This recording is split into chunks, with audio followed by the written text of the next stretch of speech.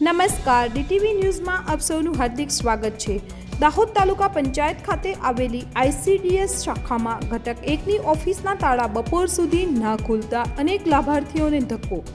દાહોદ તાલુકા પંચાયતમાં આવેલી તમામ કચેરીનો સમય સવારના 10:30 કલાકનો છે અને નિયત સમયે તમામ કચેરીઓ ખુલી ગઈ હતી, પરંતુ આઈસીડીએસ શાખાની ઘટક 1ની ઓફિસ 12:30 થયા હોવા છતાં તાળા લટકતા જોવા મળ્યા હતા, જેને પગલે લાભાર્થીઓ કચેરીના કામ અર્થે આવેલા હોવાથી તેમને કચેરીનો ધક્કો ખાવો પડ્યો હતો। ત્યારે આ કચેરીમાં રામ રાજ્ય અને પ્રજા સુખી જેવો ઘાટ જોવા મળ્યો હતો, અથવા તો કચેરીના જવાબદાર અધિકારી કે કર્મચારીઓને પોતાના કામની કોઈ જવાબદારીની પડી નથી।